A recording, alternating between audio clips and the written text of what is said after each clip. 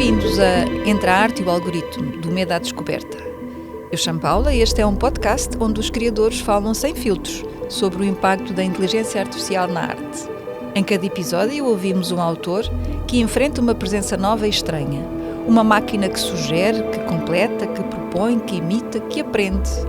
Discutimos identidade, autoria, autenticidade e direitos de autor num tempo em que a criação parece ter deixado de ser um ato exclusivamente humano.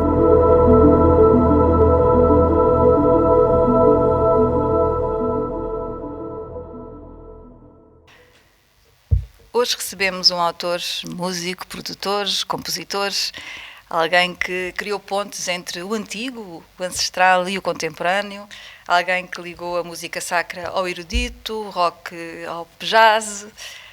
Mais recentemente a sua música tem-se inspirado no fado, na natureza, na voz do povo, e assim vai correndo mundos e vai ganhando prémios. Connosco hoje temos o prazer de conversar com Rui Filipe Reis, quem agradeço muito o ter aceitado este desafio para vir aqui partilhar connosco as suas reflexões, que eu sei que são intensas e profundas. Rui, gostava de conversar um bocadinho sobre o seu percurso, porque o seu percurso atravessa muitos territórios, como acabei de referir, da música sacra ao jazz, do erudito ao fado contemporâneo. O que é que o Rui procura quando compõe? É a verdade do som? É a memória da terra? É uma inquietação estética? O que é que busca? Bom, em primeiro lugar, muito obrigado pelo convite, gratidão imensa, imensa mesmo. O que é que procuro? É uma pergunta gigante. Começamos com uma pergunta boa. Talvez alguma identidade. Identidade essa que pode ter vários planos. Com certeza que um plano artístico, pelos anos que estou na profissão. E são muitos e ricos. São alguns, de facto. São ricos. E isso começou cedo. É verdade, sim. Isso leva talvez a querer aperfeiçoar talvez essa origem do que me leva a fazer o que faço, não é? O propósito, ou a missão, o que for, e para que bata certo. E então vamos à procura de pequenos fragmentos que nos vão completando, né? Que vão dando sentido àquilo que se faz. A vida talvez seja também a ferramenta maior para fazermos o que fazemos, não é? Eu nasci aqui em Portugal, depois das experiências que fui tendo ao longo da vida, vão construindo a imagem, o imaginário, que me leva à procura de buscar esses fragmentos para ir construindo. Fragmentos esses que depois estão em projetos, que vão acontecendo com pessoas com quem me cruzo, e essas linguagens vão aparecendo. Oportunidades, tentar estar preparado para a ocasião. Às vezes antecipamos um bocadinho, percebendo por onde está a correr o caudal, e percebemos eu vou precisar destas ferramentas. Outras vezes somos levados e abalroados pelo o que quer que a vida nos traga. Portanto, respondendo a essa pergunta, a cultura, a parte, o ninho onde fomos, o caldo onde fomos educados, são muitas coisas que fazem sentido a essa procura. No fundo, busca o sentido da vida. É isso que quer dizer? Eu acho que procuro sentir-me bem com o facto de ter vindo aqui habitar. No sentido de, por um lado, fazer a passagem do que recebo, ou seja, o transporte da chama, o que quer que se chama, que se diga, ou seja, ser uma passagem daquilo que por vezes nos chega, uma passagem limpa. Uma dádiva. Sim, tentar enriquecer aquilo que às vezes temos para que possa também chegar, ou seja, que a mensagem chegue ao destinatário e que o mensageiro esteja em prol da sua missão o melhor possível. Falar um bocadinho sobre o seu projeto Shine, que é mais antigo, relativamente no âmbito do seu percurso artístico, mas foi um projeto com o qual o Rui se aproximou muito das raízes musicais portuguesas com muita frescura. Aliás, como quase tudo o que faz, traz novidade, traz inovação, está sempre em busca de algo diferente e vai experimentando, e isso vê-se muito na sua obra. Com a La Barca, um projeto muito mais recente, e a brilhar no prestigiadíssimo Bauhaus, não é? Brilhou lá, muitos parabéns mais uma vez por isso, é uma honra para o país, para o país e para a SPA, até esse prémio que teve e essa distinção.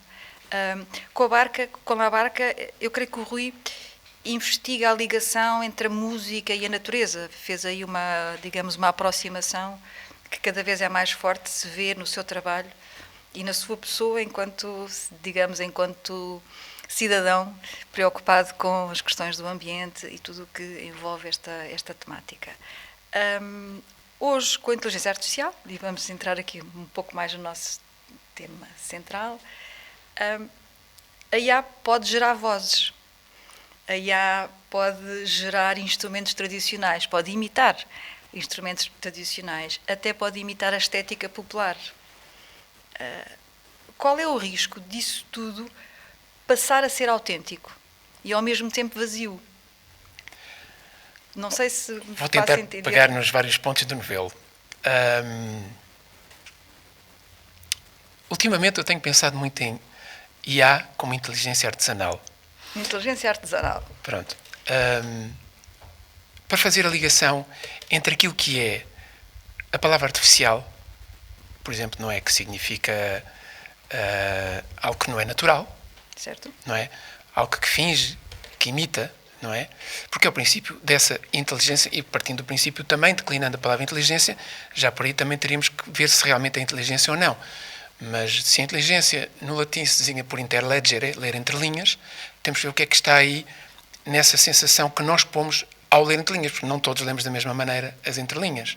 Há muitos fatores que se põem aí. Eu, nas minhas inquietações, uma delas, de facto, é a planetização. Como é que nós habitamos este planeta? Como é que nós o reconhecemos? Como é que nós nos reconhecemos nele? E, de facto, a primeira forma de cultura é a Terra. É a ligação à Terra. Sem dúvida. Inegavelmente. É aí que começam... Começou tudo aí. Começou tudo. Os hábitos, a manifestação desses hábitos através de símbolos, de hábitos também de celebrar os processos, os ciclos, as estações, e com isso vem a cultura, vem a arte, vem a música, vem tudo isso. O facto de termos perdido alguma ligação, não alguma, muita ligação, com o reconhecimento de uma simples planta que está na calçada, que ninguém sabe o que é e às vezes é imensamente poderosa, por exemplo, começou a criar em mim um espaço de busca e de procura. Isto agora remetendo já para estes últimos projetos que têm a ver com ecomusicologia, mais precisamente. E também com um grupo de pessoas com quem acabo por trabalhar, que estão ligadas a isso até mais profundamente no âmbito académico. Isso foi despertando em mim portanto, a workshops, ida a colóquios, para tentar perceber um pouco mais porque é que a pintura se inspirava tanto, e estamos a falar de pintura barroca, a pintura antiga, se inspirava tanto na natureza. Por baixo das figuras icónicas há sempre umas ervas, umas plantas. Porquê o dente de leão? Porquê é que está ali a chicória? Porquê é que está lá aquilo? E eu, que magia, que alquimia é esta que se me escapa? E isso foi também um regresso às origens, também a preocupação ambiental do que estamos a passar, não é? Porque é um facto. Cada vez mais grave. É. E tudo isso, eu acho que também a arte tem um papel importante de dar voz, e contemporâneo, de dar voz a estas questões. Sensibilizar, de chamar a atenção. E é sociopolítico também. Muito do papel da arte é assim, porque ela intervém. E não gostaria de estar desfasado do meu tempo para também olhar para o que me rodeia e pôr, de repente, algo a bloquear. Não, eu vejo, isso também é uma das tais fragmentos que eu vou buscando e vendo que faz sentido hoje trazer para a música. Não só em termos de inspiração, poderá ser até só numerologicamente, com os números, perceber quantas nervuras tem, quantas folhas tem, e com isso fazer como os grandes compositores faziam, fórmulas de fazer música, mas também depois todo o outro aspecto romântico, terapêutico, transcendente dessa obra que é o divino. E aí acha que a IA não consegue, a sua inteligência artificial não consegue chegar? A IA é uma ferramenta. E sinceramente... Já usou como ferramenta, Rui? Sim, vamos lá ver. Usa IA, como ferramenta? tal como se usa, como hoje se percepciona, é uma coisa, mas esta forma de processamento rápido para resolver problemas cruzando dados é uma coisa que já acontece há muitos anos. Há décadas, vamos ser honestos, há muitas décadas. Quando nós estamos aqui a falar de IA, já agora a esclarecer, nós estamos sempre a falar, a tónica é inteligência artificial generativa. Não sim. é inteligência artificial, não é essa que há décadas nós usamos no nosso dia-a-dia, não é? Portanto, Sim. queremos falar aqui da outra mais complicada, Certo. digamos que traz algumas questões de fundo também para a arte, Sim. para a sociedade e para a arte em particular, Sim. não é? Ela hoje em dia tanto tem de admirável como de se ter precauções, tem os dois lados. Tem os dois lados. Mas também acho que nós moldamos a ferramenta e depois a ferramenta molda-nos a nós. Quero dizer, as máquinas estão cada vez mais humanizadas e possivelmente os seres humanos poderão estar mais mecanizados. Acha que se a máquina, o robô, a inteligência artificial preenche portanto, uma mão de obra que o ser humano pode dispensar, então o ser humano podia ser mais livre, podia ser mais poeta. E não vejo propriamente isso a acontecer na sociedade. Ficamos mais escravos de um monopólio daquilo que é gerado por esses algoritmos para uma elite que domina precisamente essa IA, esses algoritmos, e que no fundo estão a querer vender algo, porque ela é muito usada também para manipular, vender, enfim, manipular consciências, às vezes violência, outras vezes ódio. O problema não está na ferramenta, o problema eu acho que está no uso dela, sinceramente. O problema está no homem, não é? Que é quem faz o uso dela, quem determina como é que ela funciona, se ela é controlada, se não é controlada, no limite está sempre em nós. Não é?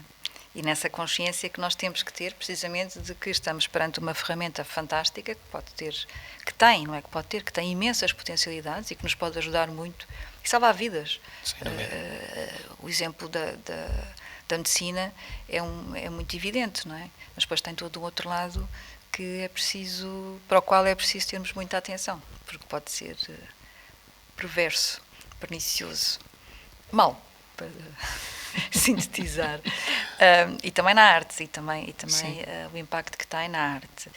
E o Rui voltando e continuando na sua obra, não é? O Rui tem uma fusão de géneros, já falámos sobre isso, uma fusão de géneros, uma riqueza estilística que é quase desnorteante, porque, desconcertante, desnorteia no bom sentido, é de facto muito rica, muito polivalente, muito variada. Vê-se que busca muito novas sensações, novas experiências, novos saberes, vê-se que está em busca de, que aliás é curioso porque começámos a conversa com o Rui precisamente a referir isso. O Rui acha que essa sua riqueza estilística, chamemos-lhe assim, uma questão de facilidade, acha que pode ser um exemplo de há uma criatividade, há um certo tipo de criatividade que não é possível ser replicada pela IA? Vamos ver. A IA não se sente incomodada, nem apaixonada, não sente dor, não sente ansiedade. Há coisas que naturalmente a IA traz eficácia. E possivelmente o toque pessoal do artista traz aprofundamento, profundidade, traz a experiência pessoal. E são coisas que neste momento, porque obviamente vai continuar a evoluir cada vez mais, mas neste momento acho que não replica o ser humano. Por estas questões. Porque para tocar o outro, eu acho que é preciso a experiência pessoal. A menos que seja pura cópia de algo que está feito. Pura cópia, igualzinho. Atenção, que também há seres humanos que fazem muita artificialidade. Certo. Temos que ver o outro lado. É um bom caminho, exatamente, sim. Pronto. E isso, do natural e do artificial, lembro de uma frase de Goethe que diz: estou a trabalhar no meu estilo para o tornar mais natural. Certo. Isso encanta-me. Trabalhar no estilo para o tornar mais natural. Que talvez também por aí responda à sua questão de ir cruzando géneros. Porque estilos.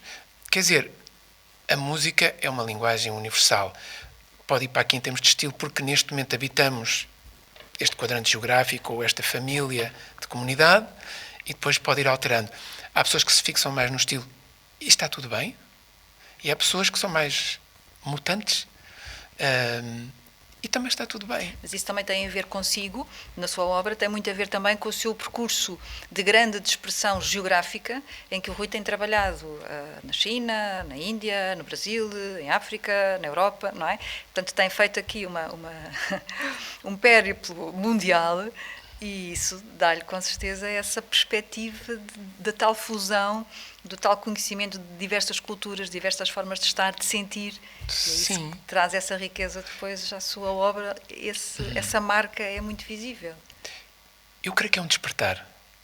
Não Se calhar a melhor despertar. palavra que posso usar é despertar. E digo isto porquê? Porque em 1987, 88, eu estive 2 anos no Egito. Os meus pais estavam por lá e eu fui lá passar temporadas longas. E nessa altura não estava muito dentro destas linguagens, nem, não de todo, era um mainstream puro e duro. Quer dizer, mais a minha parte que tinha feito muita música de igreja, é verdade, litúrgica, mas de repente, quando estou no Egito e começo a ouvir os sons, os músicos do Nilo, aqueles instrumentos, aquelas danças, aquele calor, algo em mim começou a abrir-se, a despertar para as linguagens do Outras mundo. linguagens. Outras, do mundo. Sim, porque a alma não tem fronteiras, não é? E as pessoas não são estrangeiros. Habitamos um planeta. E esta fusão, no fundo, de sentirmos que há algo de mim ali, algo que eu levo, não é? Também trouxe, mas também levo. E, para mim, é uma questão de despertar. Todos nós, às vezes, despertamos para qualquer coisa nova que não existia e, de repente... Esse é até o processo, para mim, vou agora pôr aqui um termo que se cai um bocado fora disto tudo, que é o processo da religião. Certo. Que é o verdadeiro processo da religião, que é religar. Nós religamos a algo que estamos desconectados. Religamos-nos.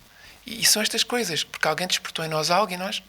Porque é uma questão energética também, Energética. sobretudo, mas também é energética. Totalmente. Somos todos energia e estamos todos ligados de uma forma ou de outra por canais energéticos, quer aceitemos ou não, essa é uma realidade. Não é? Aliás, hoje em dia já é provado, não é? Técnica e cientificamente. Portanto, nem sequer estamos a dizer nada que seja esotérico, não é? Estamos a falar de algo que a ciência comprova perfeitamente. Basta falar da faixa, que é a energia que nos cobre e te liga tudo. Exatamente.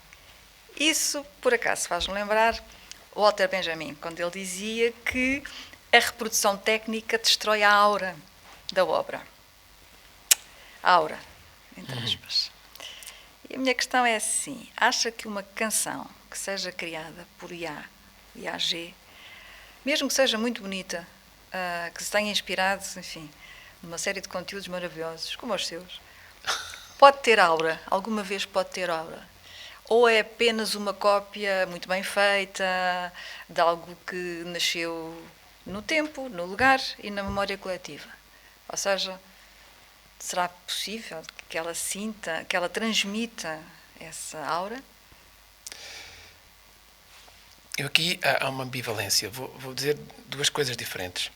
Uma é, se ela está baseada em referências que são transportadas para pessoas que têm essa herança e a colocam lá como elementos de construção, possivelmente ela vai ter a ligação a essas propriedades que estamos a falar. A uma identidade cultural, a um estilo, a um tipo de discurso. Ela vai ter. Não é? Porque, volto a dizer, muitas pessoas fazem músicas a copiar outras. Quer dizer, mudam uma palavrinha. Isso não é autêntico, não é? Pois não. Mas muita gente sente aquilo como se fosse único. E é capaz de se prostrar e fazer o culto daquela, portanto, dessa obra, dessa propriedade, desse artista. Portanto, por um lado, acho que é possível, mas por outro lado, também acho que hoje em dia, atendendo às plataformas que existem, o TikTok e o Instagram, e as pessoas também ouvem e não leem, ouvem e não pensam, ou aquilo vai tudo num turbilhão. Portanto, até que ponto é que se detêm para sentir todas essas coisas que estamos a falar, que são o aprofundamento de uma obra que realmente tem esse valor imenso, que sentimos que foi uma obra que traz uma grande herança, não é? E uma grande riqueza. Portanto, há aqui várias abordagens possíveis a isto, e não quero ser demasiado tácito ou fundamentalista, contudo, mas há várias leituras. Depois também há as faixas etárias, obviamente como uma criança, um jovem, um teenager de 14 anos, como eu tenho uma filha de 14 anos, não está aberta para receber coisas que é preciso alguma experiência de vida, não é? E que são um target muito forte de certas plataformas, não é? E que estão a vender a doença da desmedida ânsia de possuir. Rui, fala das pessoas dos utilizadores que vão consumindo essas músicas, essas canções feitas por IA, canções entre aspas, não é? E que coloca a tónica em quem vai ouvir se sente ou não sente a alma da canção. Isso lembra-me que há uma plataforma, há muitas plataformas, como o Rui até sabe muito melhor do que eu, mas há uma plataforma que é uma plataforma onde constroem canções destas. Nós chegamos lá e pedimos o estilo, o ritmo, o tipo de palavras, o tipo, pode-se compor aquilo que se quiser. Até eu sou capaz de fazer uma canção, uma pseudo-canção com base naquela plataforma, que é a Mubert. Tem 100 milhões, já gerou 100 milhões de faixas, que é exatamente igual, mais ou menos, a mesma quantidade que todo o catálogo do Spotify. 100 milhões de faixas. A minha inquietação, e que lhe pergunto também enquanto questão, naturalmente, é até que ponto é que isto não pode contribuir para que quem ouve, quem se habitua a ouvir, só a ouvir aquele tipo de música, e volto a pôr as aspas, começa a não conseguir distinguir o que é a música feita artificialmente do que é a música feita com alma, a música feita, o trabalho, o conteúdo feito por um autor humano. De certa forma levando a uma degradação da percepção das qualidades culturais e daquilo que se pretende, e eu vou dizer uma coisa que é politicamente incorreta, que é que se pretende numa boa obra, e uma boa obra pode ser de qualquer estilo, mas há características que automaticamente conseguimos associar, ainda hoje conseguimos associar ao que é um bom trabalho, o que não é. E até que ponto é que este frenesim e esta facilidade de acesso a este tipo de conteúdos não vai baixar a qualidade daquilo que é consumido e a qualidade daquilo que nós exigimos enquanto consumidores de cultura?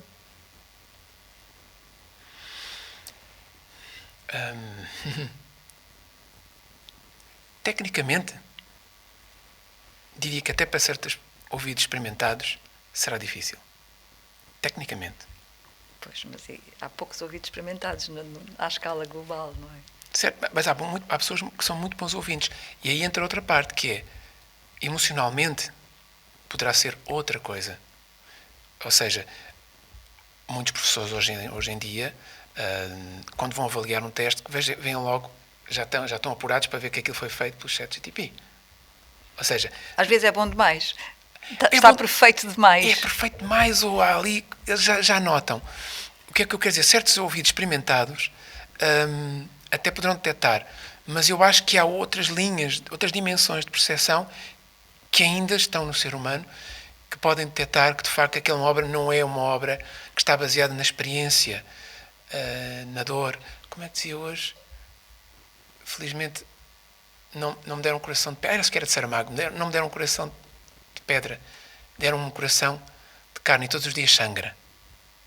Pronto. Isto é a experiência do se habitar esta terra, este corpo, universo, este universo e estas emoções.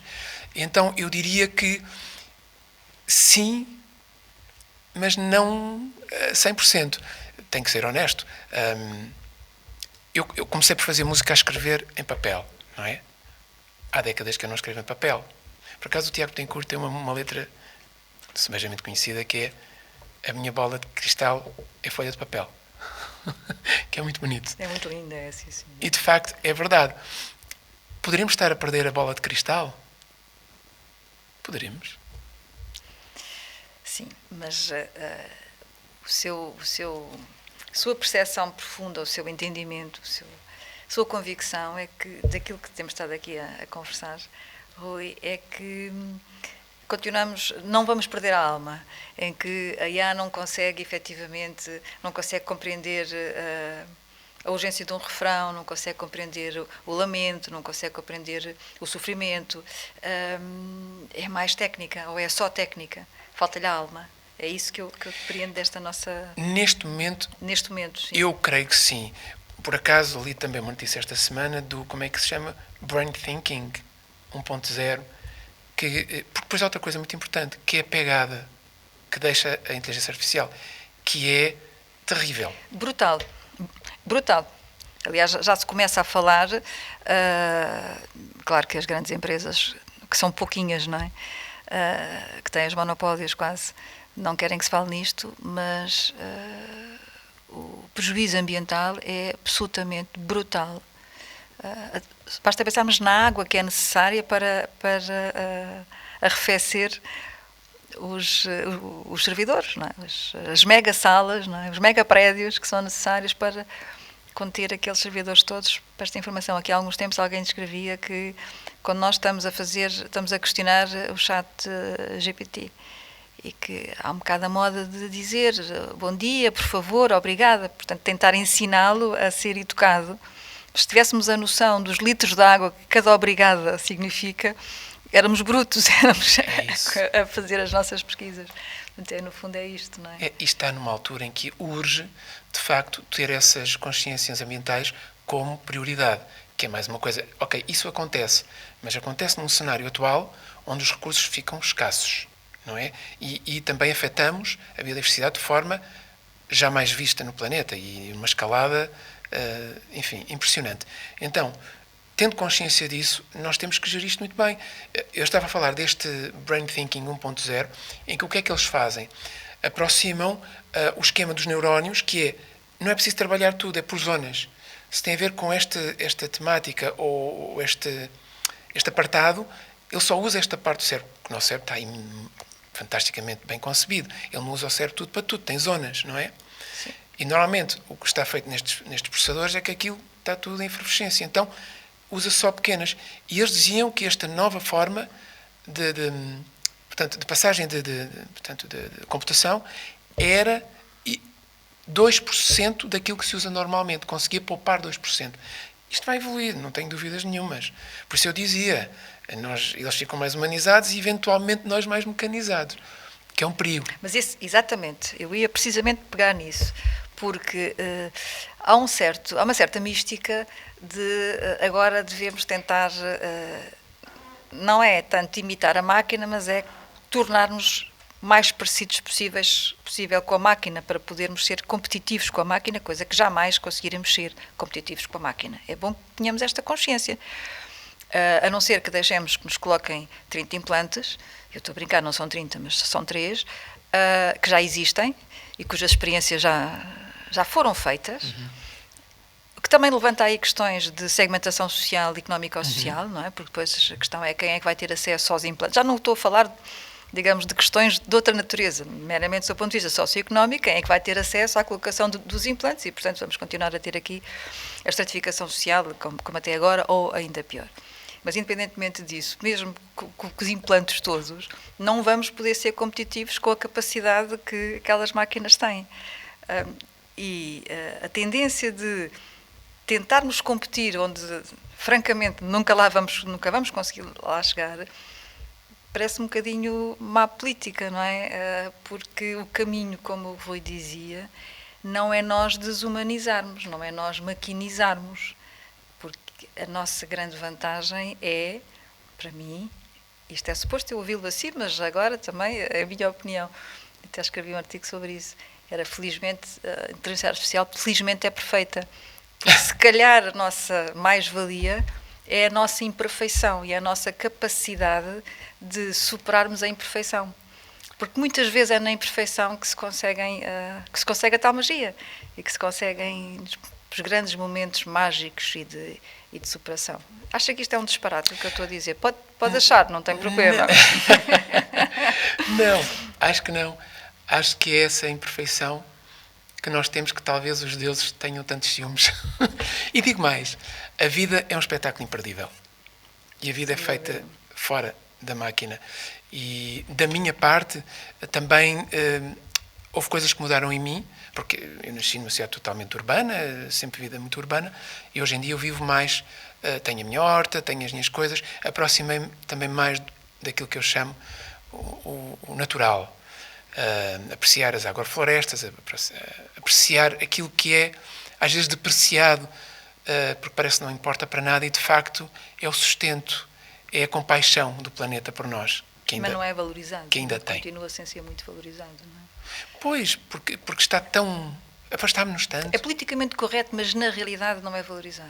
De maneira nenhuma. Não, porque o modelo de sociedade que se vende é precisamente na direção contrária. Oposta, claro. É, e então isso afasta-nos dessa essência tão natural. Já não sei qual é a diferença entre natural e divino e outras coisas mais. E transcendental, não é? E transcendental, exato. Voltando à IA, ou continuando na IA, que está sempre aqui presente,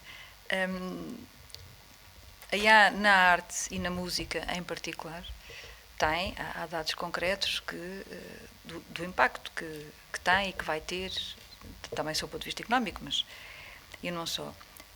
Como autor e como artista, Rui, acha que nós devemos resistir, devemos regular, devemos tentar integrar, devemos reinventar a forma como lidamos com esta nova realidade, esta nova, porque de facto ela é nova neste momento para nós, esta IAG. Qual é o seu sentimento em relação a isto? Seguramente vamos ter que regular. Regular. Isso para mim é ponto assente. Nem há muito mais escapatórias. Isto faz-me lembrar quando apareceu a fotografia em relação aos pintores. Certo. E agora? Agora acabou a pintura. Isto é tão perfeito, sim, é tão eficaz, tão incrível e já está feito. Tirou e já está. Eu demoro às vezes semanas a pintar um quadro, não é?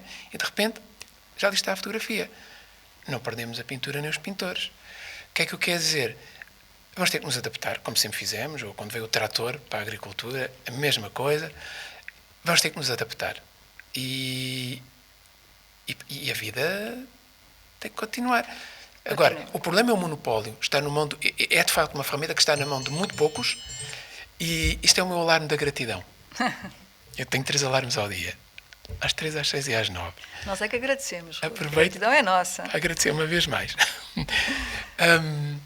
Então, é um pouco isso. Vamos ter que nos adaptar. O problema aqui é que esta ferramenta, de facto, está na mão de muito poucos para o domínio de muitos. E esse unbalance, esse desequilíbrio, é que é mais complicado de gerir. Muito mais complicado. Sim, e ela vive, no que diz respeito à arte, e não só, mas neste campo, ela vive do vosso trabalho. Ela é alimentada, a máquina aprende com os conteúdos que vocês, enfim, ao longo da vida, nas mais diversas áreas, vão produzindo. Sim. E vocês não são remunerados por isso. Não têm o retorno. Essa é a questão. Por isso. Nós, como o Rui sabe, nós em Bruxelas, a SPA tem estado nessa batalha, junto com as outras sociedades de autores e com a GESAC, que é, enfim, vamos regular. E os autores focam-se em 3 questões, em 3 exigências, 3 palavras muito simples: transparência, consentimento e remuneração. Transparência porque, obviamente, é necessário que as máquinas, os senhores que tomam conta das máquinas, digam o que é que utilizaram para ensinar a máquina. Aquele conteúdo não sai do zero, sai da aprendizagem que a máquina permanentemente tem. E o que ficou legislado até agora é a obrigação de mostrarem apenas 10%. 10% não é nada. Não é? Portanto, este é um caminho que estamos a fazer e que tem que ser feito. Agora, será que o público se preocupa com isto? Ou preocupa-se apenas com o produto final? Quer lá saber se o autor quer lá saber como é que aquilo sai, quem é que alimentou a máquina, se quem alimentou a máquina tem remuneração. Não é? Será que o público se preocupa em ter hábitos culturais? Será que o público... Há tantas coisas, não é? Há a sobrevivência e depois há aqueles extras que estão para lá da sobrevivência. A sobrevivência, claro, é comer, vestir, habitar, claro, e hoje em dia transportar. Sim, exatamente. Portanto, eu acho que... Isto lembra-me agora um episódio interessante que há bocado falámos do Pedro Osório. O Pedro Osório foi a Oslo, no final dos anos 90, fazer o último festival de Eurovisão com orquestra. Acabou aí. Pois. Eu cá estive no último festival, estava na orquestra a fazer arranjos. O Rui dirigiu 2, não foi? 2 festivais? Sim, 2. 2 festivais da canção. E o último que eu participei, em 2001, foi o último com orquestra. E nesse último com orquestra, os músicos encontravam... Era uma festa das pessoas, enfim, deste métier, que nos encontrávamos todos. Era uma grande festa, músicos, a orquestra, os músicos vinham a representar as canções, os cantores. Passou a ser uma coisa mais isolada, e é isso que eu acho que é este o caminho que eu quero referir. Há outra questão perversa por trás disto tudo, que é o afunilamento das vidas, a solidão, a desconexão social, porque cada vez temos mais tudo à distância de um toque. A televisão foi o primeiro. Sim. E nesta leva, a televisão foi o primeiro, deixámos de ter um movimento associativista, deixámos de ter o coletivo e a comunidade a integrar-se. As pessoas começaram-se a fechar na sala a ver televisão. Para o bem e para o mal. O telemóvel, Agora, com os computadores, com tudo o que se pode fazer aí, não é? Com a internet, cada vez há mais esta desagregação social, cada vez mais problemas de solidão, não é? Muito. Abandono. Há outros problemas sociais que são terríveis, que estão aqui. Eu, quando falo desta inteligência artesanal, falo de um regresso a coisas que eu acho que restituem saúde, que restituem hábitos saudáveis e que restituem comunidade.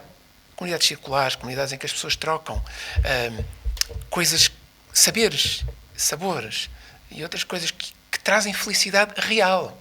Certo. Porque a AI é perita num simulacro da riqueza e da abundância. Em simulacro. É perita. Exato, sim. Ela vende isso. Aqui sim vai haver riqueza e abundância. Da especulação, de nada. Muitas vezes. Só Rui, os estudos mostram agora, recentemente, especialistas, e isto é rigoroso, não é invenção, que nos próximos anos, e isto é um curto prazo, os próximos anos estão aí, 90% de todo o conteúdo da internet é gerado por inteligência artificial. Isto vai exatamente no sentido oposto desse caminho bonito que o Rui estava a enunciar, não é? E é preocupante. Eu pergunto-me, não haverá um turning point, que é, chegamos e batemos com a cabeça e percebemos que temos que voltar atrás, como já houve na humanidade várias alturas em que percebemos que não podemos ir mais longe. O problema é que já fomos longe demais. Em termos do planeta, bom, estamos aí, estamos mesmo lá, não é? Já passámos o limite, não é? Pois, mas se se pode restaurar, eu creio que sempre é possível. Sempre, enfim, até um dado limite. Agora, até que ponto é que nós vamos continuar a assistir em fórmulas que, notoriamente, e principalmente as pessoas, o que é aqui também perverso é que as pessoas que realmente sabem o que está a passar-se e que têm a possibilidade de imprimir o botão, não fazem, sabendo que a degeneração é imediata. Se calhar pensam que nunca vai acontecer e que nunca vamos lá chegar e que no limite dos limites há de haver uma solução qualquer. Ou só mais um bocadinho, só mais um bocadinho. Mais um bocadinho, exatamente. Vamos ver, não é? Vamos ver. Vai estar-se a fazer qualquer coisinha e outra coisa a situação vai evoluindo. O que não vai evoluindo, pelo contrário, é efetivamente a depauperização dos rendimentos que os autores, artistas, mas neste caso, mais em concreto os autores, oferem e vão perder por força desta música, eu costumo chamar-lhe música, mas enfim, deste mercado novo da inteligência artificial generativa. Há um estudo recente que foi feito ao nível internacional e por uma empresa bastante credenciada e que o Rui também tem conhecimento, sobre o impacto da IA na música até 2028, portanto, no acumulado de 5 anos. E o estudo, entre várias evidências, aponta para o facto de os autores perderem cerca de 24% das suas receitas, o que equivale a cerca de 10 mil milhões de euros. Ou seja, é muita perda de rendimento possível, rendimento que poderiam oferir se não houvesse esta competição artificial. E o Rui, que é um autor e é um artista que vive o seu trabalho é a música. O Rui é dos poucos autores em Portugal que consegue viver da arte. Sim. Nós podemos dizer isto, quer dizer, fizemos um estudo sobre o perfil do autor em Portugal aqui há uns anos e isso era muito claro. Infelizmente há muito poucos. Há poucos autores que conseguem viver exclusivamente da sua arte. Para si isto vai afetá-lo? Isto inquieta ou acha que no limite vai haver uma solução e não vai ser afetado, ou tão afetado? Bom, vamos lá ver. Inquieta-me QB, mas também a cada manhã a sua virgindade. O que é que eu quero dizer? Todos os dias começamos de novo, fazemos um reboot e voltamos a este corpo e vamos fazer aquilo que temos que fazer. Eu não vou trazer, digamos que, os problemas, vou tentar não trazer os problemas de ontem para o dia de hoje e hoje vou resolver o que há para resolver. Enquanto músico, eu creio que a experiência do ao vivo, neste momento, isso é o que importa falar. Porque, digamos que os suportes, aquilo que se via de vender CDs e pronto, isso aí foi extinto. Disso já não se vive. também vivia-se muito fazer estúdio, não é? Hoje em dia, a receita principal, tirando os que vendem muito ou que têm sincronismo com outro tipo de artes, ou cinema, ou documentários, é o ao vivo. O ao vivo é de facto importante. O ao vivo, e enquanto músico, eu trabalho com dança, com teatro, com certo, imensos registros, muitos. E tudo isso são formas... A música está presente em tudo. Discutível, Tudo. sim. Tudo. Não posso pensar nada onde a música não esteja presente, desde o elevador a tudo. E também está presente sobre o ponto de vista de ser autónoma, só por ela própria. Então, os conteúdos que nós geramos, os conteúdos não digitais, orgânicos, humanos. Gerados por humanos. Exatamente. Esse produto de inteligência artesanal. Isso que nós geramos só mais valia para podermos ter um público que quer sentir, que quer emocionar-se, que quer sentir beleza, que quer procurar algo que o tire da rotina, das rotinas, de todas as rotinas. E eu penso que isso será uma ferramenta importante para trazer dentro do mercado dos músicos, não é? Que é o ao vivo é importante. E aí sim é ao contrário, que é nós, portanto, somos nós que temos a competição da inteligência artificial. Sim, mas ao mesmo tempo o público pode ter aí nesse contacto com o autor e com o artista, com o seu artista, a diferenciação. Total. É aquilo que não tem quando consome a arte, entre aspas, criada por inteligência artificial. Ali tem o seu artista, e ali tem a energia. Tivemos a falar aqui de energias, não é? Essa energia dificilmente será, quero eu acreditar, que dificilmente será replicada por um algoritmo. Por muito que ele seja ensinado, porque o algoritmo é ensinado a simular emoção. Sim. Ele pode simular emoção. Sim. E até gerar em nós emoção, porque ele simula emoções que sabe que nos vão gerar, isto, comportamento gera comportamento, que nos vão gerar uma reação. E essa reação é uma reação emotiva, ou seja, nós podemos ser levados a ter uma emoção por resposta a uma emoção que é simulada pelo algoritmo. Totalmente. Não é? Sim. Mas não isso deixa é uma dieta. de ser simulada. Isso é uma dieta. Não seja, é uma dieta. É uma dieta. Eu posso pensar nisso a outros níveis, que é do que é que eu me quero alimentar. Do que é que eu quero alimentar o meu ser, não é? Do que é que eu me quero construir. Ou seja, eu posso ir todos os dias comer comida fast food, ou posso ir procurar alimentos que eu sei de onde vêm, ou posso cultivá-los eu e apanhá-los, e a diferença é gigante, abismal. Claro. É abismal. A todos os níveis. A começar pela saúde. Sim, Já digo o prazer de comer, mas sobretudo a saúde.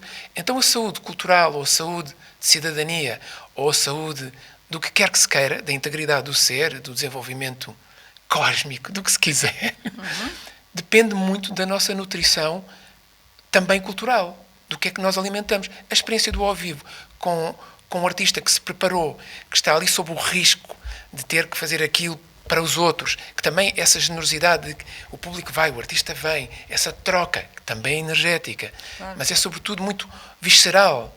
Ela é real, não é virtual, não é artificial. Isso é impossível, insuscetível de ser copiado, não é? Lá está, mais uma vez digo, depende das dietas a que as pessoas estão habituadas, porque se no Japão inventam um holograma para encher estádios com um concerto, e as pessoas vão e gritam e aplaudam uma coisa que está ali a ser reproduzida mecanicamente.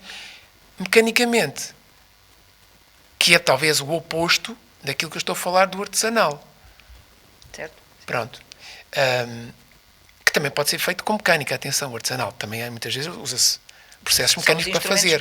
Mas é o conceito que está por detrás. E a intenção que coloca, não é? E a intenção. Essa é outra coisa que a AI não faz. A AI não tem o ânimo da intenção, agora vou fazer uma música sobre isto ou aquilo. Não tem. Por isso simplesmente não habita. Não, ela tem um algoritmo, não é?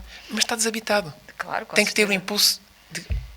Alguém tem que lá ir, sim. E alguém tem que a ter alimentado para que ela possa depois responder a esse impulso do tal alguém que lá vai carregar no botão. Portanto, é desabitado. E isso a mim constrange-me pensar em equiparar os dois. Se pensarmos nisso, eu digo assim, caramba, fica triste. Eu vou habitar uma casa da cultura desabitada ou habitada? Pois. Mas isso é o Rui. Eu. Pois, esperemos que muito mais pessoas continuem a pensar assim, não é? Se o Rui tivesse de compor com inteligência artificial, o que é que a máquina, o algoritmo, teria de não fazer para que o Rui continuasse a sentir que aquele output era seu? eu nunca utilizei a ferramenta. Por uma simples razão. Jamais trocaria o prazer da criação e do erro e do desenvolver-me enquanto ser pensante e sensível por uma coisa que me espalha à frente do que é que eu tenho que fazer. Jamais. Pronto, porque o prazer que eu tenho é tanto, quando me sento à frente de uma folha em branco, que não trocaria jamais por uma folha rabiscada. Eu. A menos que seja o rabisco do dia anterior, outra coisa que eu pego, mas que vai na linha da minha estética, do meu pensamento. O que é que eu, com a inteligência artificial, é uma resposta muito difícil. É difícil porque o Rui não equaciona compor com a inteligência artificial. Já não preciso. Não precisa e não equaciona. Não equaciono. A primeira coisa equaciona usar como ferramenta de apoio, mas não compor ou não utilizá-la para fazer uma pseudocriação. Eu acho que ela é ótima para aquelas coisas que são repetitivas. Por exemplo, imaginemos, dou um exemplo prático, tenho que fazer um arranjo para uma orquestra. Não é? É uma orquestra de, imaginemos, 50 elementos. Certo. E eu faço o arranjo, depois é preciso fazer as partituras para cada um. Não é? As partes. Se aquilo resolver isso, porque a obra está feita, o pensamento, a parte importante já lá está. Se ele faz isso automaticamente e distribui... É mais mecanicista quase, não é? É. E depois vai verificar, enfim, se está certo, tudo okay. Faz ali um pequeno acerto. Esse sim. é um trabalho chato, que é estar ali um a um, copia. O trabalho de copiar, excelente para a máquina. Detecção de erros, porque se escaparam, também é bom, mas às vezes não. Porque aquele erro, muitas vezes, que eu fiz... É tal imperfeição. É isso. É tal imperfeição. É isso que gerou uma porta Faz nova. a diferença, sim. Abriu uma janela nova Sim. para um caminho que eu não poderia pensar sequer. Sim, exatamente. Parece muito o acaso, mas É. não é. É isso mesmo, Rui. Estamos a chegar ao fim e, enfim, estaríamos aqui a tarde toda, não é? Mas estamos a chegar ao fim. Tinha aqui uma última pergunta que não resiste, que é... não resiste porque o Rui pensa muito, é uma pessoa que, enfim, que eu tenho o privilégio de já conhecer há alguns anos e de acompanhar. E sei que é uma pessoa que reflete bastante. E esta é uma pergunta muito básica. É assim, se o Rui pudesse perguntar, se pudesse... imagina que tinha aqui uma máquina à frente, uma máquina de IA. Se pudesse fazer uma única pergunta, o que é que o Rui tinha curiosidade de lhe perguntar? Não iria perguntar nada sobre música. Não. Seguramente. Nunca experimentou? Não. Não? Não, nunca. Curioso. Não me senti atraído, pura e simplesmente. Trabalho com o computador pelo menos 8 horas por dia. Oh, Rui, podia-lhe perguntar qual é a melhor definição de saudade que ela tem. Isto é uma private joke, mas o Rui temos que dizer isto porque é uma brincadeira, não é? O Rui partilhou comigo a mais bonita definição de saudade que eu ouvi na minha vida. Atenção que hoje o Google, nós quando fazemos a pesquisa já está ligado à inteligência artificial. Certo. Portanto, há várias perguntas que eu já lá fiz. Portanto, em boa verdade, pensando bem, eu já o uso para fazer perguntas, quando procuro conceitos ou, enfim, as dúvidas que há. Portanto, já lá está. Em boa verdade, já usei. Essa já procurei. E não para tentar encontrar a autoria. E não encontrei, não me soube dizer. Quero partilhar, qual é? Posso partilhar. Vai sempre para coisas que têm a ver com doenças do coração, cardiovasculares e por aí fora. Saudade é? A doença dos corações transplantados para a terra alheia. É linda, não é? Uma definição lindíssima de saudade. E com esta definição de saudade, ficamos já com saudade de conversar com o Rui Filipe. Agradeço muito a sua presença, a sua conversa, a sua disponibilidade e a sua entrega, porque de facto foi muito genuíno neste diálogo. Muito obrigada, é muito sincero. Obrigado eu e parabéns pela condução. Muito obrigada. Num tempo em que os algoritmos afinam melodias e antecipam gostos, Rui Filipe lembra-nos que a música verdadeira não nasce apenas do som, nasce também do silêncio entre as notas, nasce daquele gesto que falha, do tempo que custa, do sofrimento.